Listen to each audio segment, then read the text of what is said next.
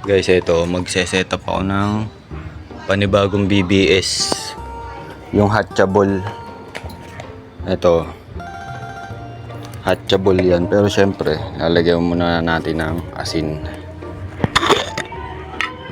Ayan yung pagkain ng mga ano natin, mga ito, ng mga maliliit ng fry. Pero pwede rin sa malalaki yan. Pero mas priority natin yung malalaki, pwede naman pellet. Minsan lang sila, once a week lang sila nag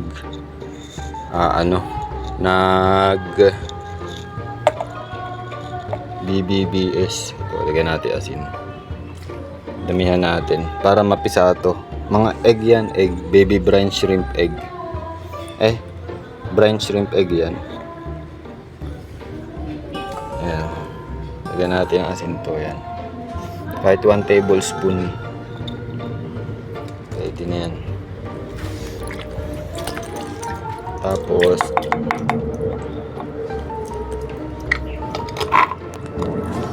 tabi ko muna itong asin.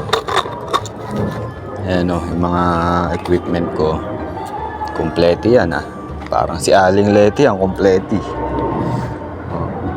Tapos syempre may scoop tayo, hindi pwedeng sasaksak muna natin yung aerator.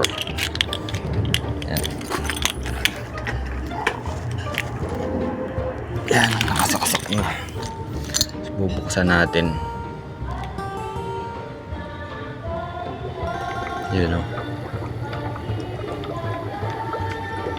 Yan yung aerator. Ngayon, kukuha tayo ng BBS. Bagong bili ko nga pala ito. Ito.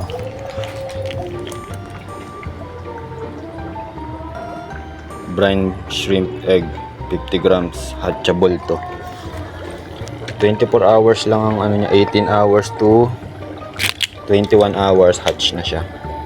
Konti lang ito. Konting-konti lang yan. Libo na to eh. Libo na to. Sobra-sobra na to. For 2 days na to. Yung ganyan.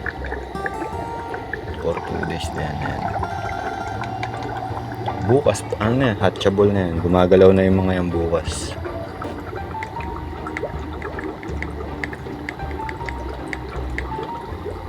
Pwede na siguro yan for 2 days. Dinagdagan ko lang konti.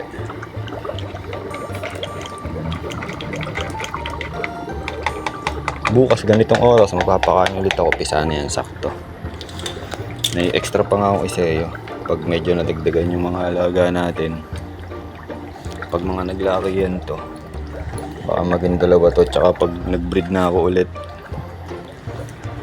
Ayan o. Okay, hanggang dito na lang. Fish.